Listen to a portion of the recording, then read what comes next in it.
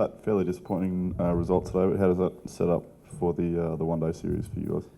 Yeah, I think it was the one that got away today. Pretty similar innings as, but yeah, just a couple of runs short. But yeah, I think really good lead into the one days. Only one off series, so unfortunately lose the series. But good to see a couple of batsmen in form, a couple of bowlers bowling well, and had a good hit out in Ireland last week. So yeah, I think it sets up the one days pretty well.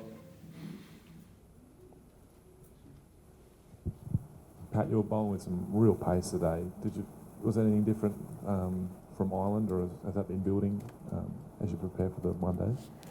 I felt good for a while. I think the last couple of months has given me an opportunity to work on probably my run-up more than anything. Just that's probably felt the biggest difference, and it feels smooth, and fortunately it feels like it's coming out at a pretty good clip, and felt that in Ireland. Yeah, luckily it came out well today again. And when you were watching on in the second innings, did you think that Steve could get you guys over the line and score a ton and win the game? Yeah, I did, and Maxi as well. But I think it showed how quickly, I guess, a T20 game can change. It's only a couple of wickets away from stopping the runs pretty quickly. And I think Smithy and Maxi batted superbly today. And so did Owen and Moen. It showed that once you get in, you can score pretty quickly. And I think for Smithy, it showed that you've number one batsman in the world in Test cricket, and you can transfer that to all different forms. And were you surprised that Glenn didn't play any of his reverse sweeps or trick shots or anything like that? It looked like he just played in the orthodox, unusual fashion. Yeah, Maxi was very, very sensible today. Don't know why it was. I don't know. Maybe he's maturing. Might be a good thing. Pat, I know you said you felt good for a while, but did it feel like the quickest you've bowled today for a while? Not sure. I didn't see the speed gun or anything like that, but some days it feels fast and it doesn't show up as fast. But I was just trying to, run in and bowl fast, and a couple of them were full tosses, but no faster than any other game really. And just, I know the tour's only just started, but how closely do you work with the other guys, with the other quicks like James and Nathan and Mitch? You're all sort of come through at a similar stage. Like, how much do you sort of bounce off each other at training and all that kind of thing?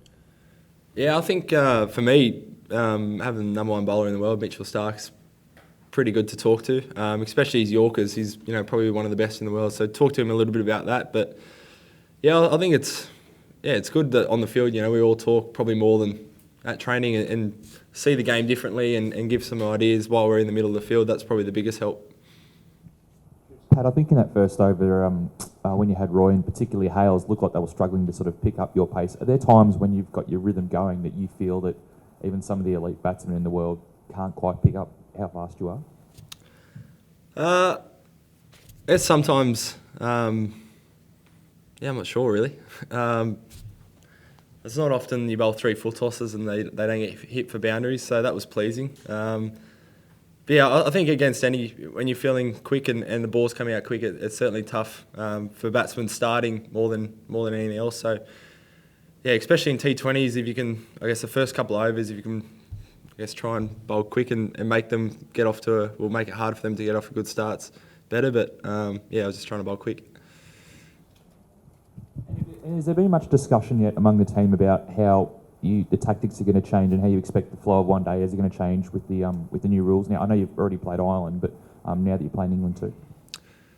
Yeah, I think the main chat was just the last 10 overs pretty much turns into a 20-20 match. Kind of the last 10 overs of a 20-20 match now, you can have 5 out. So it's similar plans. There's a little bit more room for error, and you've probably got a couple more options as a bowler, and the batsman has to be pretty smart. But I think you see if you've got a couple of set batsmen or batsmen swinging, at the end of T20s they still score upwards of 10 an over. So I don't think too much will change in 50 overs. Pat, you mentioned you've been working hard on the run-up. Is there any specific changes or things you've done with the run-up that we could know about, or have you shortened it? I've started measuring it for once. I used to step it out.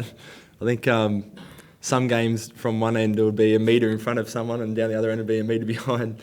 So now I've got the ruler and the measuring tape out. It's a bit more consistent, and that's probably the biggest thing that's changed. Just trying to get as many things consistent. So hopefully, by the time I release the ball, it's don't have to worry about all those things that came before, and it's pretty similar every ball. But you were just talking about Mitch Starc before. I suppose during the World Cup, you guys would have been looking to Mitch Johnson as a bit of a leader. But does Mitch Starc have some of those qualities? Like, is he a bit of a leader now? Yeah, I think so. I think I guess when you're number one bowler in the world, you're an automatically become a leader and someone that people try and speak to. And yeah, he's great. He's played quite a bit of cricket now, so he's someone good to talk to. And yeah, I suppose the good thing at the moment is just everyone gets along really well, and it's just great mood. So you feel very comfortable talking and asking questions.